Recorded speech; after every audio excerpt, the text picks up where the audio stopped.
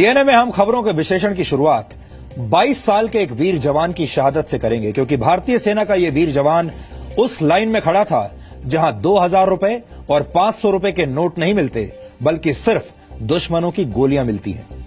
पिछले कुछ दिनों से भारत के करोड़ों लोग देश के अलग अलग हिस्सों में बैंक्स और एटीएम्स के बाहर खड़े होकर ईमानदारी से कमाई गई अपनी मेहनत की कमाई का इंतजार कर रहे हैं। करोड़ों लोगों की इस भीड़ में ज्यादातर लोग ऐसे हैं जो हंसते हंसते देश की भलाई और बेहतरी के लिए परेशानी झेलने के लिए तैयार हैं। हालांकि कुछ डिजाइनर नेताओं और डिजाइनर पत्रकारों को देश की ईमानदार आवाजें सुनाई नहीं दे रही।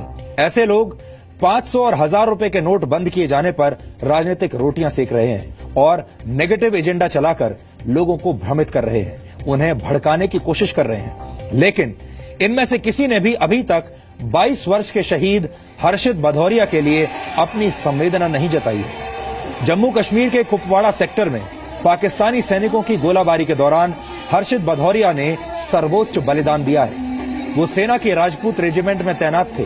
पाकिस्तान की तरफ से हुई गोलाबारी में 11 नवंबर यानी शुक्रवार को शाम करीब 7:15 बजे हर्षित की गर्दन पर गोलियां लगी थी, जिसमें वो शहीद हो गए।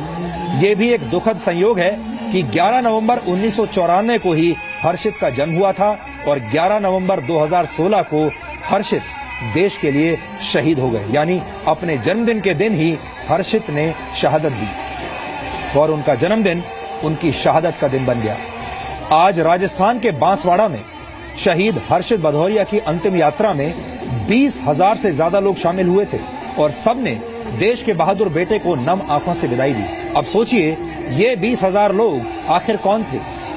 जी न्यूज भी देश के लिए सर्वोच्च बलिदान देने वाले हर्षित भदौरिया को आज श्रद्धांजलि देता है। लेकिन यहां पर एक बड़ा सवाल भी हमें चुभ रहा है। शहीद हर्षित भदौरिया उस लाइन में खड़े थे जहां सामने से सिर्फ गोली मिलती है, नोट नहीं मिलते। हर्षित ने कभी भी देश की रक्षा करते हुए ये नहीं कहा कि उन्हें बहुत तकलीफ हो रही है और वो बॉर्डर पर दुश्मन का सामना करने का कष्ट नहीं उठा सकते।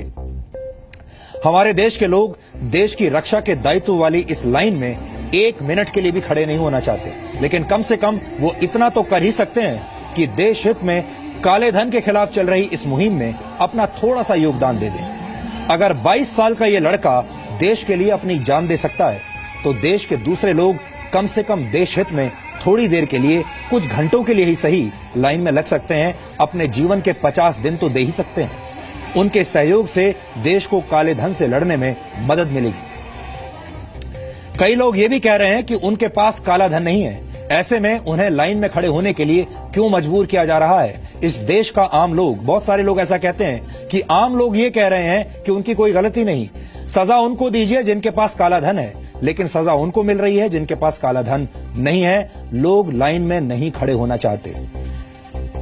ऐसे लोग, हमारे जवानों के बारे में ऐसे लोगों को सोचना चाहिए। जरा सोचिए, अगर कोई जवान ये कह दे कि पाकिस्तान से उसकी कोई निजी लड़ाई नहीं है और वो अपने सीने पर गोलियां क्यों खाए? आतंकवादियों से उसकी निजी लड़ाई नहीं है, वो आतंकवादियों से क्यों लड़ाई करे? या आतंकवादियों ने जिन परिवारों को मारा है, जिन परिवारों के लोगों की हत्या की है, उन्हीं परिवारों पर छोड़ देना चाहिए कि वही इन आतंकवादियों से बदला ले। तब आप क्या करेंगे? तब क्या होगा? हमें लगता है कि देश हित से जुड़ी लड़ाई चाहे बॉर्डर पर हो या देश के अंदर हो, हर भारतीय को इसमें हिस्सा लेना चाहिए।